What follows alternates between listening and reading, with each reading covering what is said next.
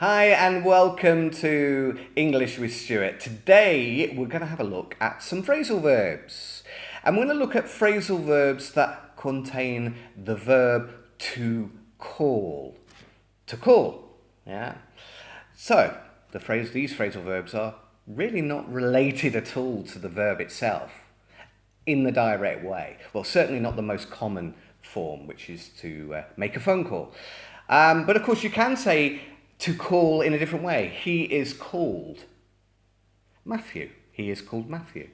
And that links us to the first one. To call after is the first one we're going to look at today. His name is Matthew. He is called after his grandfather. So it's to give someone a name following a person in the family, perhaps, who's older. Okay. The next one, to call at. The train calls at Birmingham and Oxford on the way to London. So it's to stop. It's public transport stopping just briefly for a short period to drop off or pick up passengers along the way to somewhere else. So the train calls at Birmingham and Oxford on the way to London. Now, call back, well, that is cool. That is to make a phone call, to return a phone call. I'm sorry, I'm in the middle of an English class. I will call you back in 45 minutes. That's to call back. What about to call for? To call for. This is an interesting one because it's to request or require, or to be required or to be requested. Let's have a look at some examples. Yeah. The opposition has called for an investigation into the misuse of public funds. Okay, what that means is that the opposition have requested or are requiring. You know, it's something perhaps a bit stronger than just request in this context. But the job calls for excellent computer skills. So the job requires someone to have excellent computer skills. The job calls for.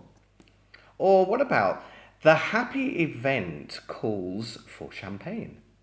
The happy event requires, needs perhaps as well in that context. The next one, to call in on. The three-word phrasal verb call in on is to pay someone a visit, an informal visit. I'm going to call in on my friend this afternoon. I'm going to go to his house and visit him. Okay, and you've also got call round, which is very similar as well. To call round is also to visit, an informal visit as well. Okay, and then we have to call up. To call up. Now this word is normally when somebody is required to do some form of national service or military service. My father was called up to the army when he was 18 years old.